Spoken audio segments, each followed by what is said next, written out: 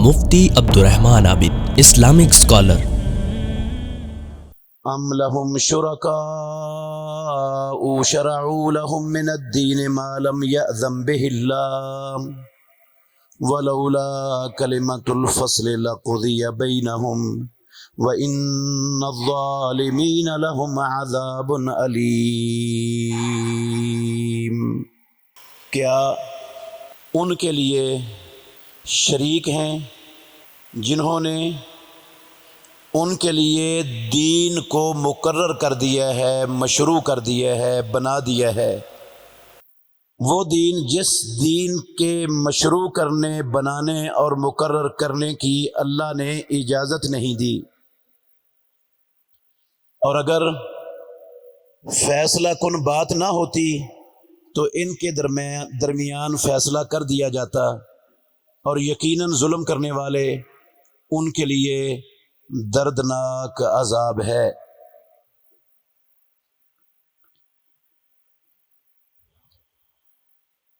ہر قسم کی حمد و ثنا اللہ مالک العلام، اللہ وحدہ لا شریک کی ذات اقدس کے لیے ہے۔ بے شمار انگنت لا تعداد درود و سلام سید الاولین والآخرین، امام الانبیاء والمرسلین، خاتم النبیین، رحمت للعالمین، محمد الرسول اللہ صلی اللہ علیہ وآلہ وسلم کی ذات گرامی کے لیے۔ عزیز بھائیو، پچھلے جمعے ہم نے ایک اصول سمجھا تھا، اسلام کا بنیادی اصول تھا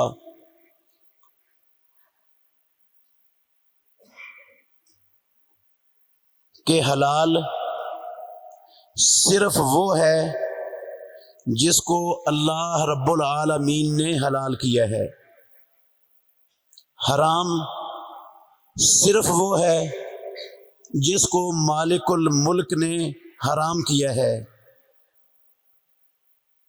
عبادت صرف وہ ہے جس کو اللہ رب العالمین نے مقرر کیا ہے، اپنے بندوں کے لیے، اپنے بندوں کے لیے پسند کیا ہے۔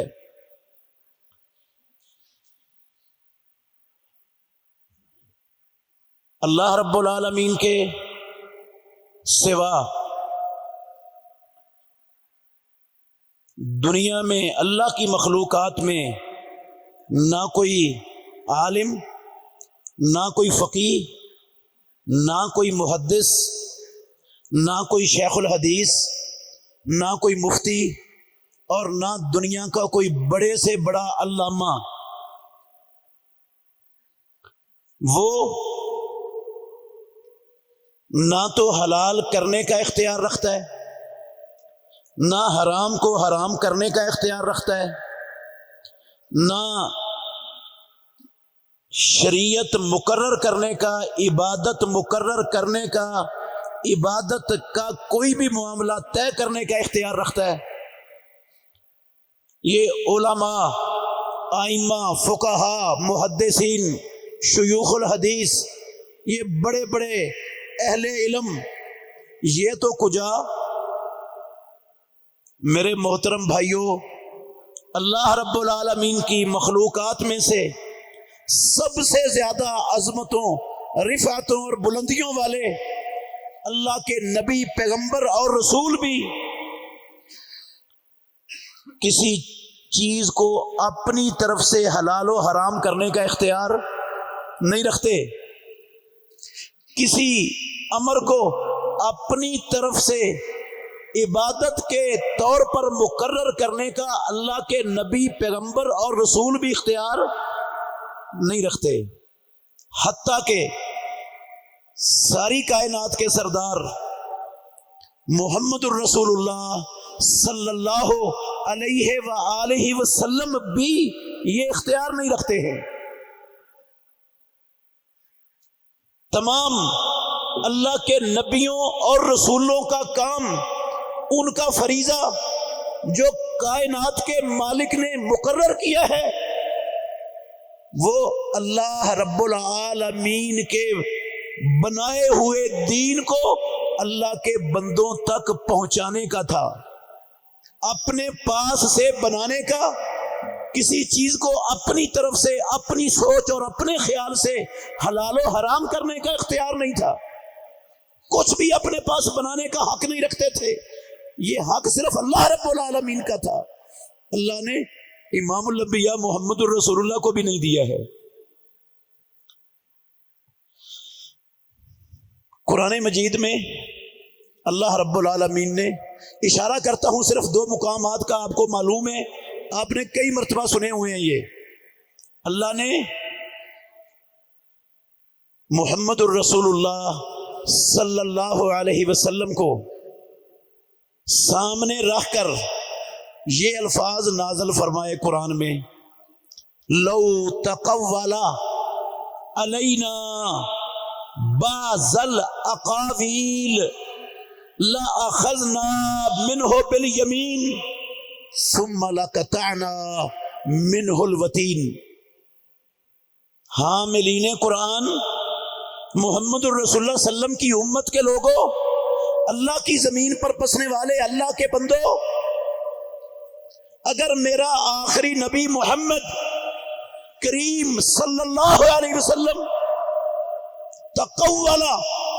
تقولا کا مطلب ہے اپنے پاس سے، تکلف سے کوئی بات بنا لے، اپنے پاس سے کوئی بات بنائے، ہم نے نازل نہ کی ہو، اور علینا وہ لگا دے ہمارے ذمے کہ یہ بھی اللہ کا دین ہے، یہ عمل کرنے سے بھی ثواب ملتا ہے، اس عمل سے بھی بندہ رب کا مقرب، پیارا اور محبوب بن جاتا ہے، اس عمل سے بھی رب خوش ہوتا ہے۔ وہ محمد الرسول اللہ صلی اللہ علیہ وسلم اپنے پاس سے، اپنے ذہن سے بنائیں اور کہہ دیں کہ اس سے بھی اللہ راضی ہوتا ہے، ہمارے ذمہ لگا دیں کہ یہ بھی اللہ کا دین ہے، لَأَخَذْنَا مِنْهُ بِالْيَمِينِ، ہم اپنے نبی محمد الرسول اللہ صلی اللہ علیہ وسلم کو سیدھے ہاتھ سے پکڑیں گے۔ رسول اللہ صلی اللہ علیہ وسلم نے فرمایا، اللہ رب العالمین کے 2 ہاتھ ہیں اور دونوں ہاتھ ہی سیدھے ہیں، اللہ کا ہاتھ بایاں ہے ہی نہیں، سیدھے ہاتھ ہیں دونوں ہاتھ اللہ کے، کلتا یدیہ یمین، امام الانبیاء نے کہا اللہ کے دونوں ہاتھ دائیں ہیں، سیدھے ہاتھ سے پکڑیں گے، اس کی شاہ رگے زندگی کاٹ دیں گے۔ حق کس نے دیا ہے اس کو؟ اپنے پاس سے کوئی بات بنائے اور کہے یہ اللہ کا دین ہے؟ محمد الرسول اللہ کو بھی یہ اختیار نہیں۔ جب کائنات کے امام سید ولد آدم محمد الرسول اللہ صلی اللہ علیہ وسلم نے ہماری بعض ماؤں کے پروگرام سے متاثر ہو کر، ہماری ماؤں کے، بعض ماؤں کے پروگرام سے متاثر ہو کر کہہ دیا نا، آج کے بعد شہد استعمال نہیں کروں گا، شہد نہیں پیوں گا،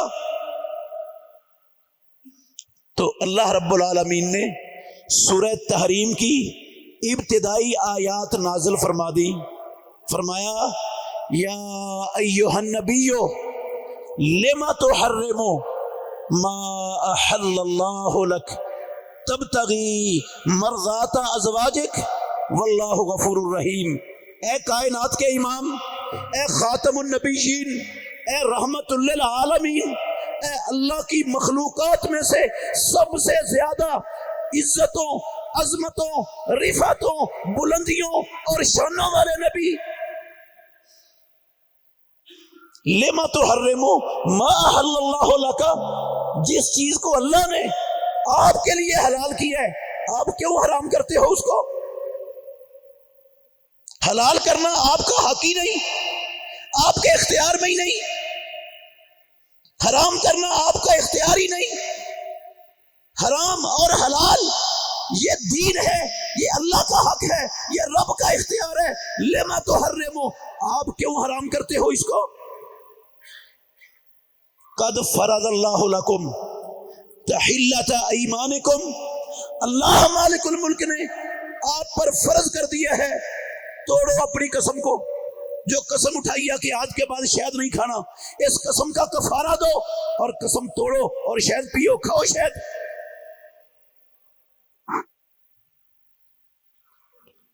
دین اللہ رب العالمین کا حق ہے بنانا، اختیار دین سازی اللہ کا ہے.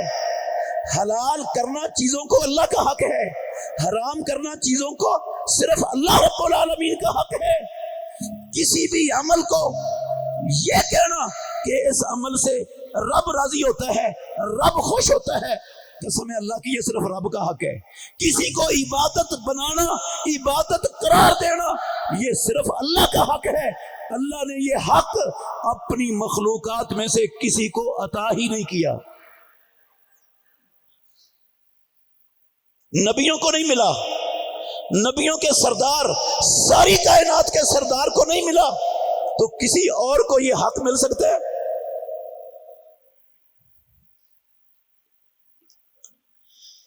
نبی کی ڈیوٹی اور ذمہ داری امام الانبیاء کی کیا تھی؟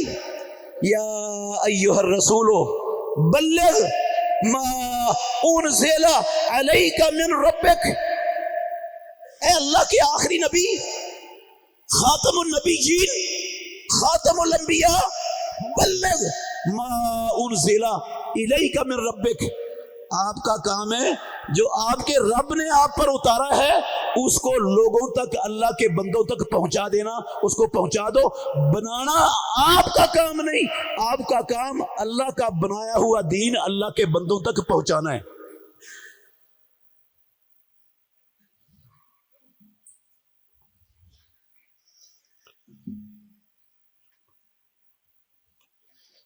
رسول اللہ صلی اللہ علیہ وآلہ وسلم نے جو دین رب نے بنایا تھا، اپنے نبی پر اتارا تھا، اس میں سے ایک ذرے کے کروڑویں حصے کے برابر، قسم ہے پیدا کرنے والے کی، ایک ذرے کے کروڑویں حصے کے برابر محمد الرسول اللہ صلی اللہ علیہ وسلم نے کوئی چیز چھپا کے اپنے پاس نہیں رکھی. ہر شے اللہ کے بندوں تک پہنچانے کا حق ادا کر دیے. ہماری ماں صدیقہ کائنات عائشہ ام المومنین رضی اللہ عنہا کہتی ہیں کہ اگر کوئی بندہ، بخاری میں بھی ہے، مسلم شریف میں بھی ہے، اگر کوئی انسان دنیا میں یہ گمان رکھتا ہے اپنے کسی دماغ کے خانے میں کہ اللہ نے جو کچھ محمد الرسول اللہ پر نازل کیا تھا اس میں سے کچھ اللہ کے نبی نے چھپا لیے، وہ دنیا تک پہنچایا نہیں، فقد اعظم اللہ الفریہ، وہ رب العالمین پر بہت بڑا بہتان اور جھوٹ باندھ رہا ہے. کیسے ممکن تھا؟ آسمانوں والا رب یہ آیت پڑھ کر کہتی ہیں، جو آیت میں نے پڑھی ہے نا، یہ آیت پڑھ کے کہتی ہیں ہماری ماں صدیقہ کائنات، کیسے ممکن تھا اللہ رب العالمین اپنے نبی کو مخاطب کر کے کہے بلغ ما انزل الیک من ربک فإن لم تفعل فما بلغت رسالتہ. کیسے ممکن تھا اس اللہ کے حکم کے آ جانے کے بعد محمد الرسول اللہ صلی اللہ علیہ وسلم کوئی معمولی سے معمولی چیز بھی چھپا کے رکھ لیتے؟ سوال ہی پیدا نہیں ہوتا تھا.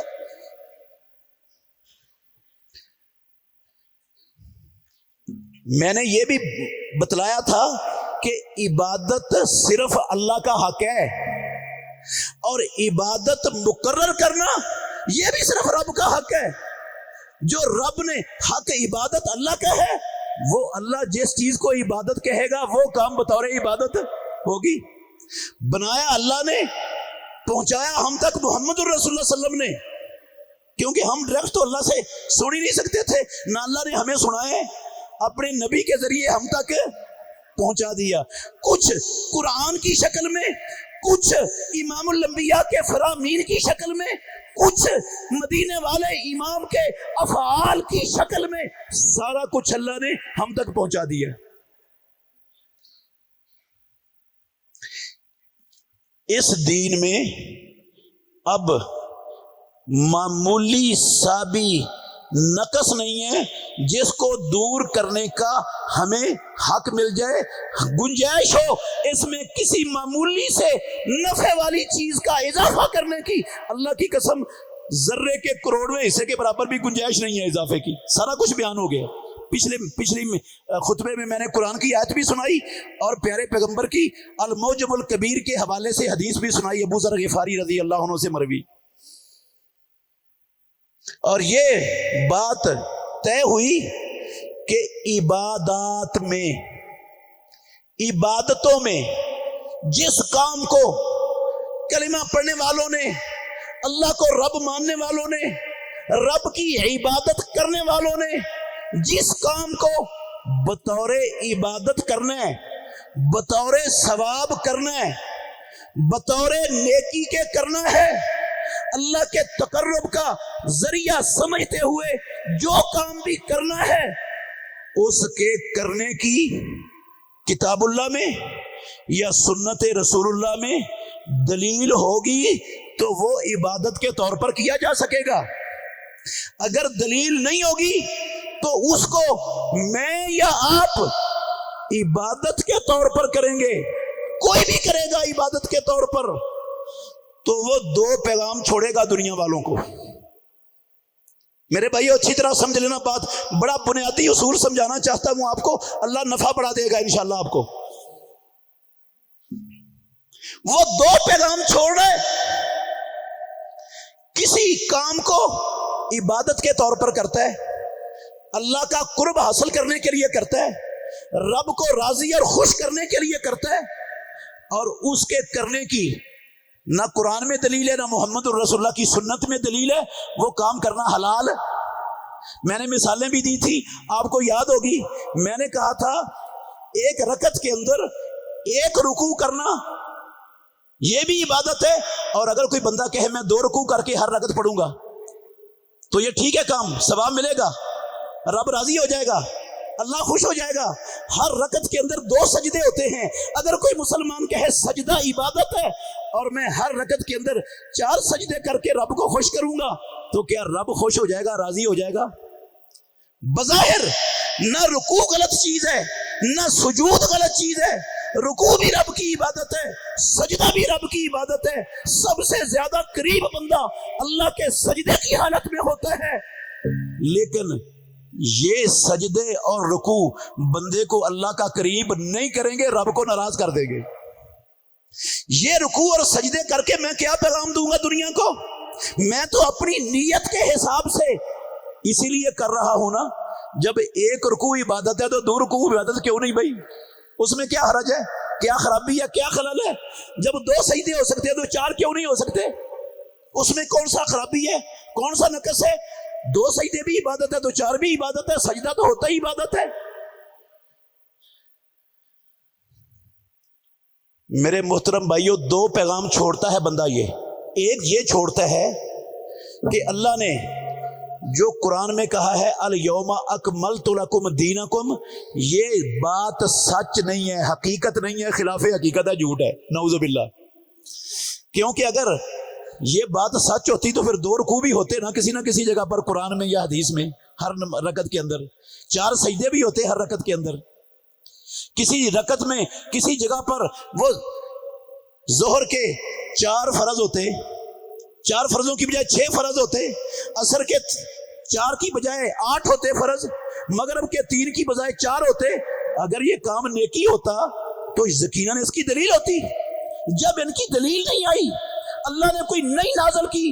مدینے والے امام نے اپنی پوری نبوی زندگی میں ایک مرتبہ بھی 4 سجدے کر کے رکعت نہیں پڑھی، تو ہم کیسے پڑھیں گے؟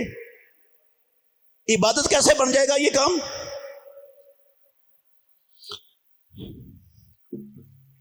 پیغام کیا دے رہے ہیں رب کو؟ یہ قرآن میں جو لکھا ہے نا یہ غلط ہے، نعوذ باللہ۔ جو نبی نے کہا ہے کہ کوئی چیز بچی نہیں، یہ غلط ہے۔ یہ چیزیں بچی ہوئی تھی، اس لیے تو ہم نے دین میں اضافہ کر دیے۔ اور دوسرا پیغام پتہ کیا جاتا ہے؟ دوسرا پیغام پتہ کیا جاتا ہے؟ میں نے نہیں کہا، جو آیت پڑھی ہے نا ابھی آپ کے سامنے، سب سے پہلے اس پر غور کر لینا، دوبارہ سناتا ہوں آپ کو۔ دوسرا پیغام یہ جاتا ہے، جس نے ہر رکعت کے اندر 2 سجدوں کی بجائے 4 سجدے طے کر دیے، اس بندے نے اپنے آپ کو اللہ کے مقابلے میں دوسرا معبود بنا لیا۔ کیونکہ یہ دین بنانا کس کا حق تھا؟ اللہ کا۔ محمد الرسول اللہ کا بھی نہیں تھا، انبیاء کا بھی نہیں تھا، یہ اللہ کا حق تھا۔ اور اس نے، اللہ کے نبی نے تو ساری زندگی 2 سجدوں کے ساتھ رکعت پڑھی ہے، اور اس نے 4 سجدے بنا لیے۔ اس کا کیا مطلب ہے؟ کہ 2 سجدے بھی دین ہیں اور 4 سجدے بھی ایک رکعت میں دین ہے۔ تو اس کا مطلب ہے اللہ بھی دین بنا سکتا ہے اور بندہ بھی۔ اس نے جس نے 4 سجدے بنا لیے وہ یہی کہتا ہے نا کہ میں بھی بنا سکتا ہوں۔ اگر اللہ تو دین ساز ہے تو میں کیوں نہیں؟ تو 2 سجدے کر والی رکعت بنا سکتا ہے، میں 4 سجدوں والی بنا سکتا ہوں، میرے پاس بھی اختیار ہے۔ وہ اپنے آپ کو رب بناتا ہے۔ اس نے اپنے آپ کو کیا بنا لیا؟ رب کے درجے پر فائز کر لیا، رب کے مقابلے میں۔ وہ یہ پیغام دیتا ہے، یہ عمل ایجاد کر کے کہ میں بھی پروردگارہ تو اسے چھوٹا نہیں ہوں، تو بھی دین ساز ہے تو میں بھی بنا سکتا ہوں۔ اور جس نے اس کے اس بنائے ہوئے عمل کو مان لیا، اس پر عمل کر لیا، اس بندے نے کیا پیغام دیا؟ اس کو اس نے رب تسلیم کر لیا۔ اس بنانے والے کو کیا تسلیم کر لیا؟ رب تسلیم کر لیا کہ یہ بھی رب ہے۔ بنانے کا حق تو اللہ کا تھا، اس نے بنانے کا حق بندے کو دے دیا، بندے نے بنایا، اس نے اس کا بنایا ہوا قبول کر لیا، تو یہ کیا بن گیا؟ یہ اس نے اس کو رب مان لیا ہے۔ وہ کروڑ کہے میں رب نہیں مانتا، یہ بندہ ہے لیکن رب مانا گیا ہے۔ قرآن میں لکھا ہوا ہے، امام الانبیاء نے فرمایا ہے، سورہ توبہ میں اللہ نے فرمایا اتخذوا احبارہم ورہبانہم اربابا من دون اللہ۔ یہود و نصارہ نے اپنے علماء کو، اپنے درویشوں کو اللہ کے سوا رب بنا لیا تھا۔ رسول اللہ صلی اللہ علیہ وسلم نے عدی سے کہا، عدی کیا جو چیز وہ لوگوں کے لیے بناتے تھے، لوگ اس کو مانتے نہیں تھے، جس کو حلال کر دیتے تھے حلال نہیں سمجھ لیتے تھے، جس کو حرام کر دیتے تھے حرام نہیں سمجھ لیتے تھے۔ عدی کہتے ہیں ایسا تو تھا، آپ نے فرمایا اسی کا نام ہے ان کی عبادت کرنا، یہ عبادت ہے ان کی، اور اسی کا معنی ہے ان کو رب بنانا۔ تو جو اللہ کے سوا کسی کی عبادت کرتا ہو، رب کے سوا کسی کو رب بناتا ہو، اس کے ایمان کا کیا مقام، کیا حیثیت اور کیا درجہ ہوگا؟ یہی بات اللہ نے کہی ہے، ام لہم شرکاء شرعوا لہم من الدین ما لم یأذن بہ اللہ۔ امت محمد کے لوگوں، حاملین قرآن کو اللہ کی سچی مقدس پاک کتاب سمجھنے والوں، ام لہم شرکاء، کیا دنیا میں بسنے والے انسانوں نے کچھ اللہ کے، اپنے خالق و مالک کے، پروردگار کے شریک بنائے ہوئے ہیں؟ شرعوا لہم من الدین ما لم یأذن بہ اللہ، انہوں نے ان کے لیے وہ دین بنا دیا، وہ دین مقرر کر دیا جس دین کے مقرر کرنے کی اللہ نے کسی کو اجازت نہیں دی تھی۔ کیا مطلب ہے؟ جو رب کا حق کسی کو دیتا ہے وہ اس کو دین سازی کا حق دیتا ہے، وہ اس کو رب بناتا ہے، وہ رب کا شریک بناتا ہے، اور جو کسی کو رب کا شریک بنائے اس کی زندگی کی ساری نیکیاں اور عبادتیں برباد ہو جاتی۔ عبادت میرے یا آپ کے یا ساری دنیا کی نظر میں کسی کام کے اچھا ہونے کا اچھا ہونا کسی کام کا، اللہ کی قسم یہ اس کے عبادت بڑھنے کی دلیل نہیں بنے گا، عبادت بڑھنے کی دلیل نہیں بنے گا۔ ساری دنیا کی نظر میں اذان اچھا کام ہے، لیکن عید الفطر سے پہلے، عید الاضحیٰ سے پہلے، نماز جنازہ سے پہلے، کھانا کھانے سے پہلے، نکاح پڑھانے سے پہلے اذان پڑھنا، کعبے کے رب کی قسم یہ گندا کام ہے۔ یہ شریعت سازی ہے، یہ رب کو پیغام دینا ہے کہ اگر تو 5 نمازوں کے لیے اذان بڑھا سکتا ہے تو میں جنازے کے لیے بنا سکتا ہوں، میں عیدین کی نمازوں کے لیے بھی اذان ایجاد کر سکتا ہوں۔ یہ اپنے آپ کو رب بنانا ہے۔ میں قبر پر کھڑے ہو کر اذان کو بھی مشروع کر سکتا ہوں، بنا سکتا ہوں۔ دفنا کر میت کو اذان دو، تو نے نہیں نازل کی، تیرے نبی نے نہیں دی، تیرے نبی نے نہیں سکھائی، نہ تجھے پتا چلا نہ تیرے نبی کو پتا چلا، مجھے پتا چلا۔ اس سے بھی رب راضی ہوتا ہے، اس سے بھی رب خوش ہوتا ہے، یہ عمل بھی رب کا مقرب بناتا ہے۔ بظاہر کوئی اذان میں برا لفظ ہے، لیکن کیا رب راضی ہو جائے گا قبر پر کھڑے ہو کر اذان کہنے سے، نماز جنازہ کے لیے اذان کہنے سے، عیدین کی نمازوں کے لیے اذان کہنے سے؟ عبادات میں یاد رکھنا میرے بھائیوں، یہ اتنی قیمتی بات آپ کو جلدی کی کہیں سے کسی کتاب سے آسانی سے نہیں ملے گی۔ عبادات میں اصل چیز ہے حرام ہونا، ہر کام حرام ہے، ہر عبادت ناجائز ہے، صرف وہ جائز ہے جس کے جائز ہونے کی کتاب اللہ میں اور سنت رسول اللہ میں دلیل ہوگی۔ جس کے جائز ہونے کی دلیل نہیں ہے، جس کے مشروع ہونے کی دلیل نہیں ہے، اس کو میں اور آپ اور دنیا کا کوئی عالم، کوئی محدث، کوئی فقیہ، کوئی پیر، کوئی شیخ الحدیث، کوئی محدث اللہ کی قسم اس کو جائز قرار نہیں دے سکتا۔ یہ ہے عبادات کا اصول۔ اور معاملات کا اصول کیا ہے وہ بھی سمجھ لینا، قرآن میں لکھا ہوا ہے، کئی آیتوں میں، حدیث میں بھی ہے۔ معاملات کا اصول کیا ہے؟ عبادات میں اصل چیز حرام ہونا ہے، ہر کام حرام ہے، صرف وہ کرنا جائز ہوگا جس کے کرنے کی دلیل ہوگی، ورنہ حرام ہوگا۔ جبکہ عادات میں جو انسانوں کی عادات ہیں، جو انسانوں کی زندگی کے معاملات ہیں، ان میں اصول اسلام کا یہ ہے، جو اسلام نے طے کیا ہے، جو آسمانوں والے رب نے مقرر کیا ہے، جو رب نے بنایا ہے، اس کا اصول یہ ہے کہ ہر عادت جو انسان اپنے معاشرے میں رہ کر اختیار کرتا ہے، ہر کام، ہر دنیاوی معاملہ وہ حلال ہے، وہ جائز ہے۔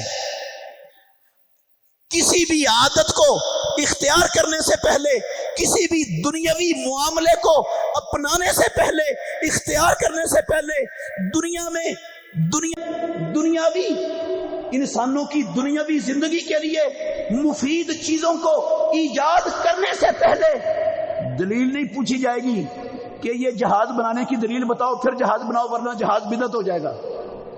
یہ ٹرین بنانے کی دلیل لے کے آؤ، ورنہ یہ ٹرین بھی بدعت ہو جائے گی۔ یہ سپیکر میں خطبہ پڑھنے کی دلیل قرآن سے دکھاؤ، حدیث سے دکھاؤ، نبی کے عمل سے دکھاؤ، خلفائے راشدین کے طریقے سے دکھاؤ، صحابہ کے طریقے سے دکھاؤ، ورنہ یہ سپیکر میں جمعہ پڑھانا بدعت ہو جائے گا۔ یہ مسجد میں لنٹر ڈالنا، یہ دکھاؤ کہاں لکھا ہوا ہے قرآن کی آیت میں، یہ کہاں لکھا ہوا ہے نبی کی حدیث میں۔ یہ صدیق اکبر، فاروق اعظم، یہ عثمان غنی، علی المرتضیٰ کی خلافت میں کس نے لنٹر ڈالنا تھا اس طرح کا مسجد میں؟ تو یہ مسجد میں لنٹر ڈالنا بھی بدعت ہو گیا۔ محمد الرسول اللہ صلی اللہ علیہ وسلم نے ساری زندگی کار پر سفر نہیں کیا، امام الانبیاء نے ساری زندگی بس پہ سفر نہیں کیا، ہوائی جہاز پہ سفر نہیں کیا۔ تم یہ جو بسوں پر، کاروں پر، ہوائی جہازوں پر سفر کرتے ہو، یہ بھی بدعت ہے۔ تم نے گھڑی کیوں باندھی ہے؟ یہ گھڑی باندھنا بھی بدعت ہے، کیونکہ محمد الرسول اللہ نے نہیں باندھی گھڑی، صحابہ نے نہیں باندھی گھڑی۔ جب ایک اللہ کے سچے سچے خالص دین پر لوگوں کو لانے کے لیے دعوت دیتا ہے نا، اللہ کی قسم یہ سارے سوال اٹھتے ہیں، پھر سارے سوال اٹھتے ہیں۔ وہ کہتے ہیں یہ تم نے فیکٹریاں بنائی ہوئی ہیں، کیوں بنائی ہیں فیکٹریاں؟ محمد رسول اللہ صلی اللہ علیہ وسلم کے زمانے میں بتاؤ اللہ کے نبی نے کوئی فیکٹری لگائی تھی؟ صحابہ نے کوئی فیکٹری لگائی تھی؟ کیوں بنائی ہیں فیکٹریاں؟ یہ بھی بدعت ہے۔ یہ اینک جو تم لگاتے ہو، یہ اینک لگانا بھی بدعت ہے۔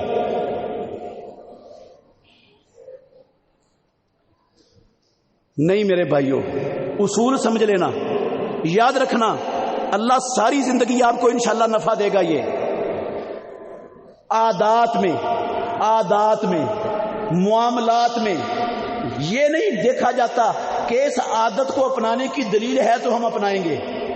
عادتیں اللہ نے نہیں اتاری، عادتیں رب نے نہیں اتاری، یہ دنیا کی جدید ترین مصنوعات آسمانوں والے رب نے نازل نہیں کی۔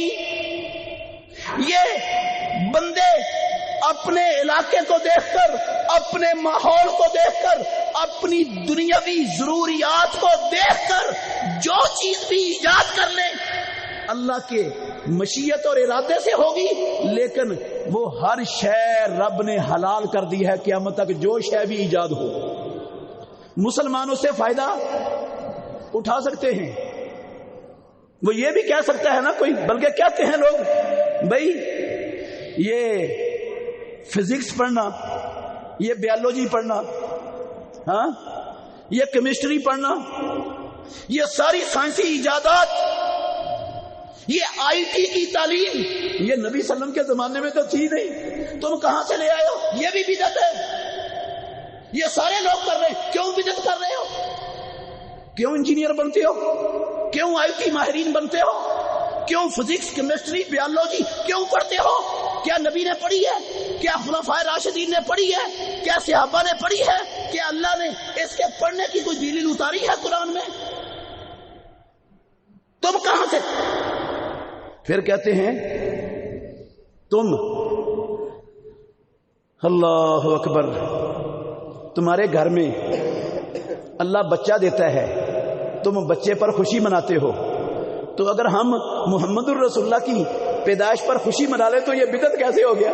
تم مناؤ تو ٹھیک ہے، ہم منائیں تو بدعت، تمہاری بدعت کیوں نہیں؟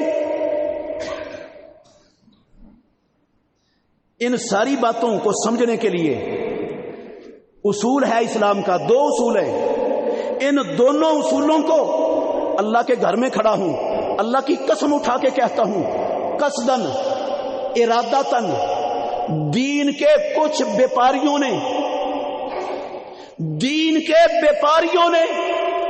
ان میں خلط ملط کر کے عوام کو پریشان کیے، عوام کو دھوکہ دیے، عوام کو گمراہ کیے، اور اپنے دنیاوی مفادات اللہ کی قسم حاصل کرنے کا راہ نکالا ہے۔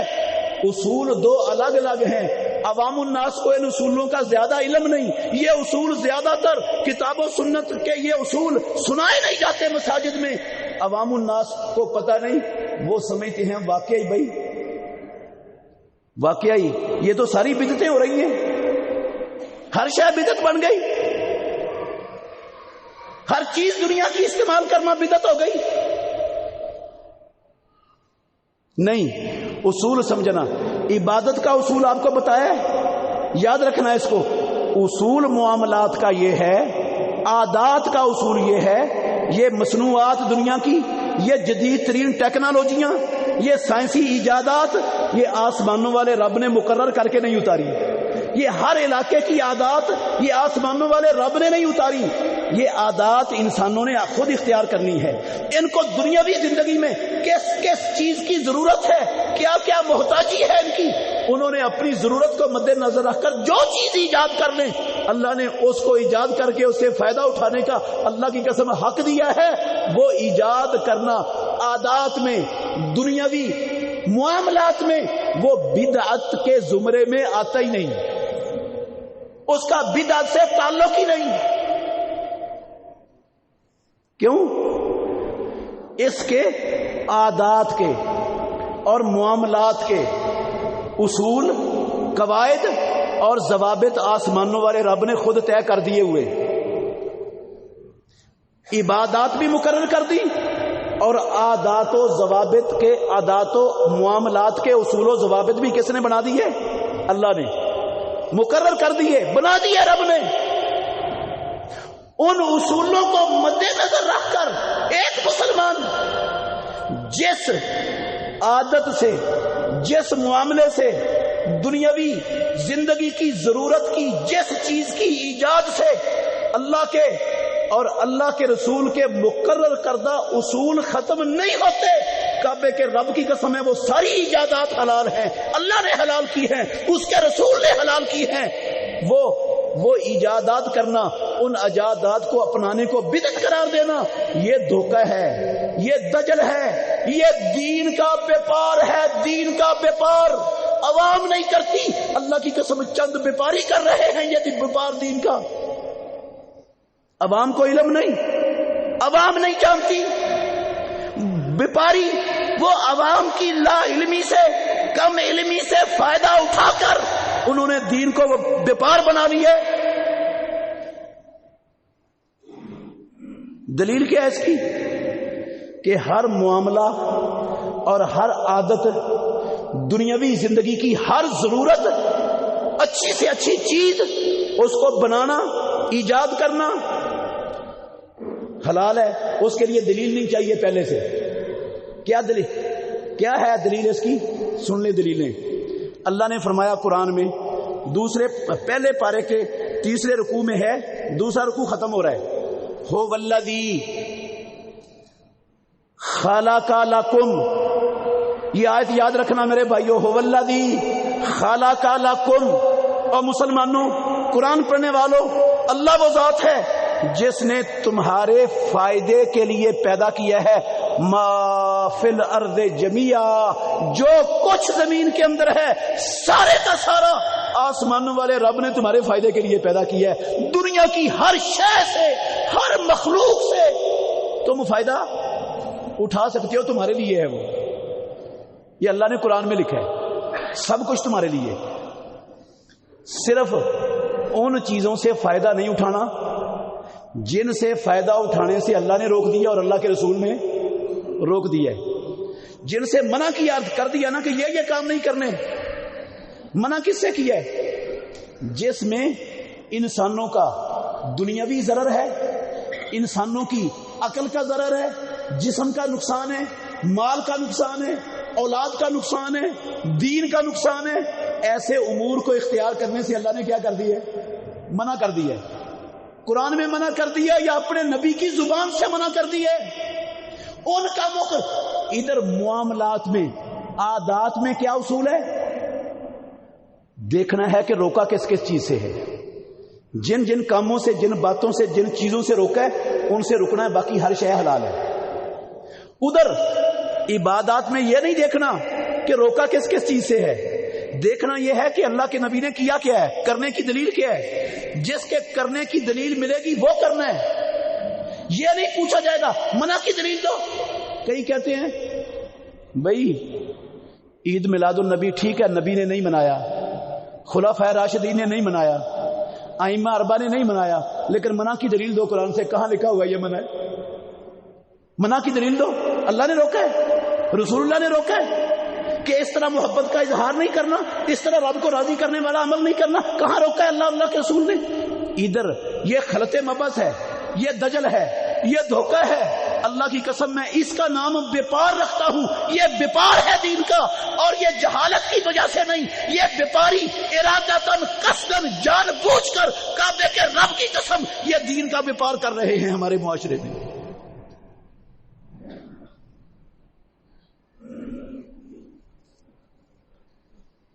یہ اصول ہے, منع دکھاؤ کہاں ہے؟ معاملات کا اور عادات کا.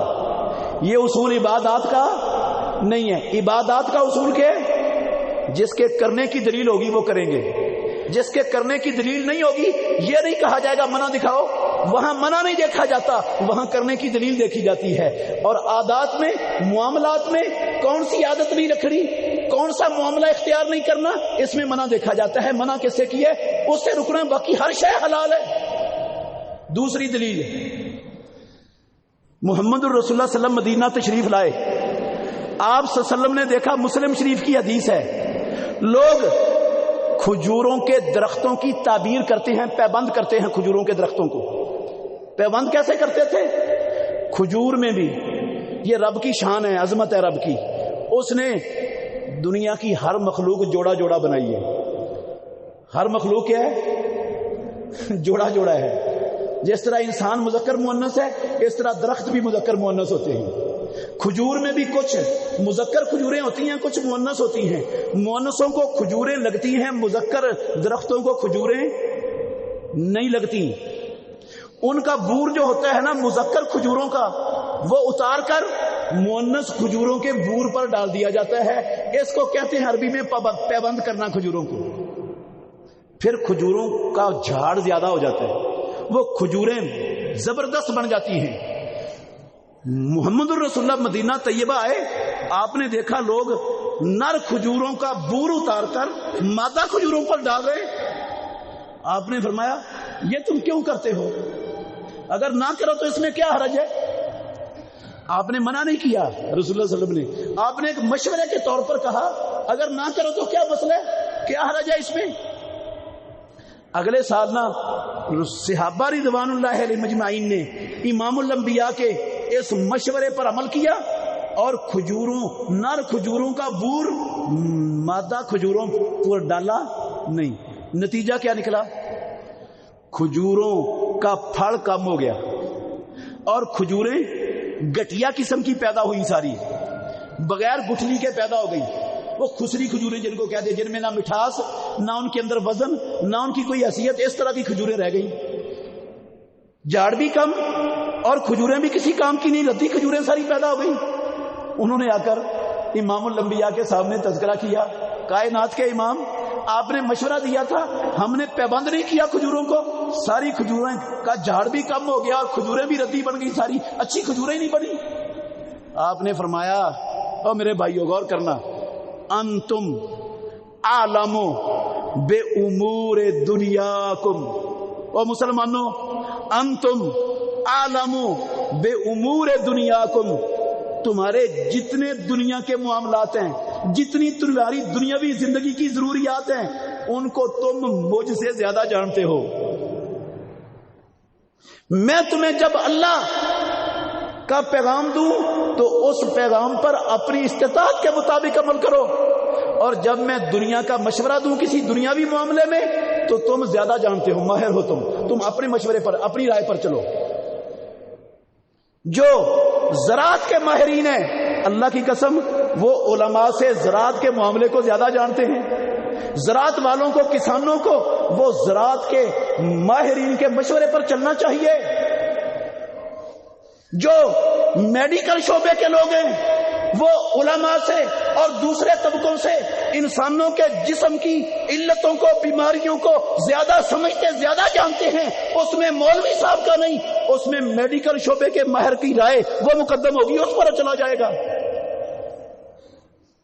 جو عمارتیں بنانا ہے، کوٹھیاں بنانا، مکانات، دکانیں، مارکیٹیں، پلازے تعمیر کرنا، اس کا پوچھا جائے گا کس سے؟ سول انجینئر سے. وہ سول انجینئر ان کا ماہر ہے، وہ اس کے مشورے پر، اس کی رائے پر چلا جائے گا.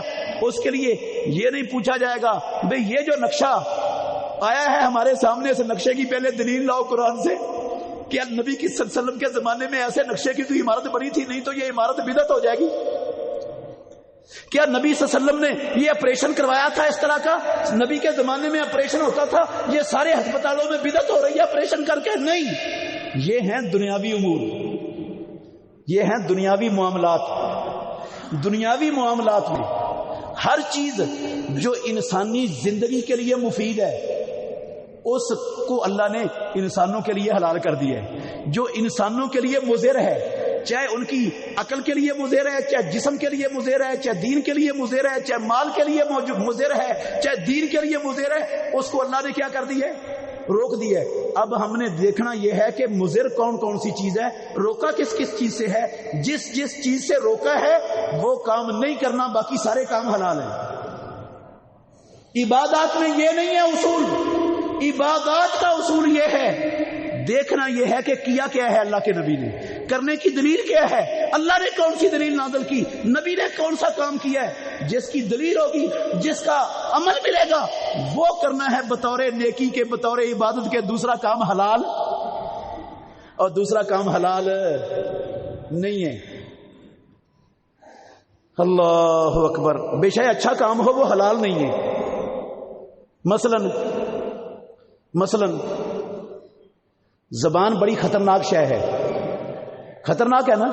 اللہ کے نبی نے کہا بندہ زبان کی گارنٹی مجھے دے دے، میں محمد اس کو جنت کی گارنٹی دیتا ہوں. جو زبان کو ناجائز استعمال نہیں نہ کرے گا، اس کی حفاظت کی گارنٹی مجھے دے دے، میں اس کو جنت کی گارنٹی دیتا ہوں. بڑی خطرناک چیز ہے. بندہ زبان کی خطرناکی سے بچنے کے لیے کہ یہ چلتی بڑی ہے، میرے سے اس پر کنٹرول نہیں ہوتا، تو میں رب کو راضی کرنے کے لیے میں اپنے اوپر لازم کر دیتا ہوں 1 مہینہ تک زبان کو حرکت نہیں دینی، بولنا ہی نہیں ہے، چپ کر کے رہنا ہے، تاکہ زبان سے کوئی گندا کلمہ نکل نہ جائے. تو یہ حلال ہوگا، نیکی ملے گی. اور اس سے رب راضی نہیں ہوتا. اللہ کی قسم یہ حرام عمل ہے، یہ عمل حرام ہے، کیونکہ اس کے کرنے کی دلیل نہیں ہے. زبان کو روکنے کا مطلب یہ نہیں ہے کہ آپ چپ کا روزہ رکھ لو، صبح سے لے کر شام تک چپ ساتھ کر کہو، اللہ راضی ہو جائے گا، رب خوش ہو جائے گا، رب اجر دے گا. اجر نہیں ملے گا، گناہ ملے گا. اسلام میں ہے ہی نہیں یہ کام، اس سے رب کے راضی ہوتا ہی نہیں. اگر رب راضی ہوتا تو نبی سکھاتا ہے یہ کام، رب قرآن میں اتار دیتا. عبادات میں پھر یاد رکھیں، اصول یاد رکھیں، بچوں کو بھی سمجھائیں، اپنے خاندانوں کو بھی سمجھائیں، جہاں تک آپ کا حلقہ اثر سمجھائیں، اور ان بیپاریوں کے بیپار کو ناکام کرنے کا ہر بندہ کردار ادا کرے جو دین کو بیپار جنہوں نے بنا رکھا ہے. عبادات کا اصول یہ ہے، عبادت کے طور پر صرف وہ کام کرنا حلال ہے جس کے کرنے کی کتاب اللہ میں اور سنت رسول اللہ میں دلیل ملے گی. عادات اور معاملات ان کا اصول یہ ہے کہ وہ نہیں کرنا جس سے اللہ نے اور اللہ کے رسول نے منع کر دیا ہے، روک دیا ہے. باقی ہر عادت اپنا سکتے ہیں، باقی ہر جدید چیز اس سے آپ اپنی دنیاوی زندگی میں فائدہ اٹھا سکتے ہیں. جہاز پر سفر کرنا اس کا بدعت سے کوئی تعلق نہیں. ٹرین پر سفر کرنا اللہ کی قسم بدعت سے دور و نزدیک کا کوئی واسطہ نہیں. سپیکر استعمال کرنا، یہ لینٹر ڈالنا، یہ نیچے پتھر لگانا، پتھروں پر بیٹھ کر نماز پڑھنا، یہ کوئی بدعت نہیں، اس کا بدعت سے تعلق ہی نہیں. یہ گھڑی استعمال کرنا کوئی بدعت نہیں. یہ ایجادات اللہ نے اپنے بندوں کے مفاد کے لیے پیدا کی ہیں دنیا میں. آپ اس کو جیسے چاہیں استعمال کریں، حق ہے آپ کا، اللہ نے دیا ہے حق. اور اگر ان میں بھی دلیل مانگو گے نا، مولوی صاحب پہلے دلیل دو، یہ استعمال کرنے کی، سپیکر استعمال کرنے کی دلیل دو، یا جہاز پر بیٹھنے کی دلیل دو، تو نتیجہ پتہ کیا نکلے گا؟ یہ ایک آیت سنا کے میری بات ختم ہو گئی. اللہ نے فرمایا، یہ سورہ یونس ہے، اور سورہ یونس کی 59 نمبر آیت ہے.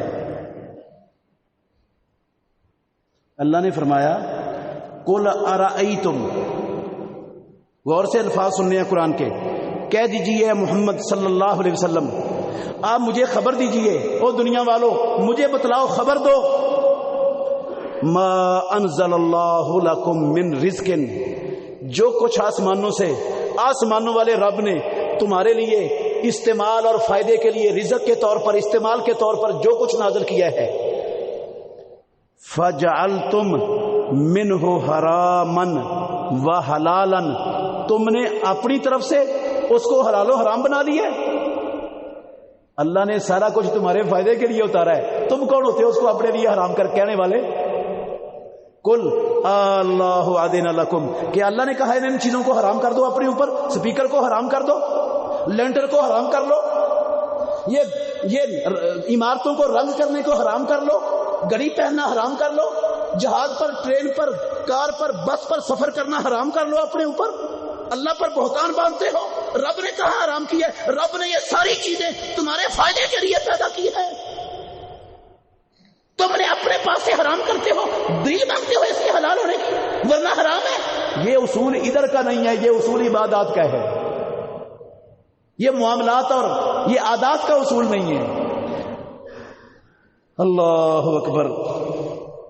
وما ظن الذین یفترون علی اللہ الکذب یوم القیامہ، کیا گمان ہے ان لوگوں کا جو اللہ پر جھوٹ باندھتے ہیں، قیامت کے دن ان کے ساتھ کیا سلوک ہونے والا ہے.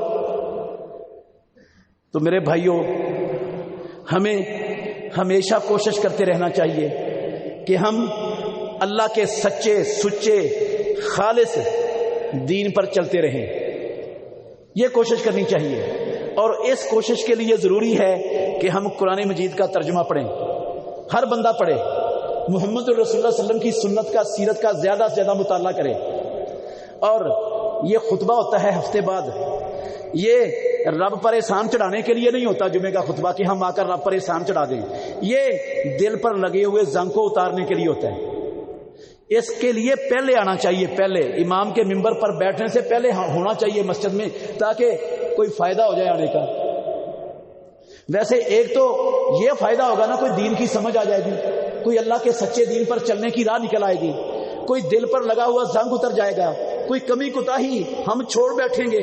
ایک فائدہ یہ ہوگا، اس کے علاوہ بھی بڑے فائدے ہیں.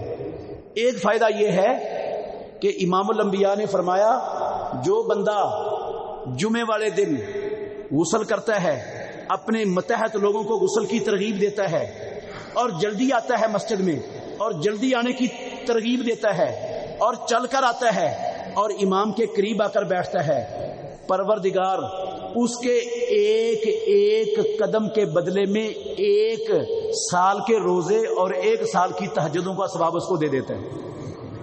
جو 100 قدم چل کے آیا ہے، کعبے کے رب کی قسم، نبی کا سچا فرمان ہے، اس کو 100 سال کے روزے اور 100 سال کا تہجدوں کا ثواب. جو 1000 قدم چل کے آیا جمعہ پڑھنے کے لیے، اس کے لیے 1000 سال کے روزوں کا ثواب، کعبے کے رب کی قسم، اور 1000 سال کی تہجدوں کا ثواب رب دیتا ہے، نبی کا سچا فرمان ہے. لیکن یہ ان لوگوں کو ملتا ہے جو امام کے ممبر پر چڑھنے سے پہلے مسجد میں آ چکے ہوتے ہیں. جو بعد میں آتے ہیں ان کو ایک ذرہ بھی اس ثواب کا کوئی نہیں ملتا. وہ 1,00,000 قدم بھی چل کے آ جائے نا، نہ ایک دن کے روزے کا، نہ ایک دن کی تہجد کا کچھ ثواب نہیں ان کے لیے. تو کم از کم یہی ثواب لینے کے لیے آ جایا کریں میرے بھائیوں. یہ عادت چھوڑ دے، اللہ کی قسم یہ عادت اچھی نہیں ہے کہ اس وقت جمعہ پڑھنے جانا ہے جب خطبہ ختم ہونے والا ہوگا اور امام صاحب جماعت کے لیے اترنے والے ہوں گے ممبر سے. یہ طریقہ نہیں اچھا ہمارا.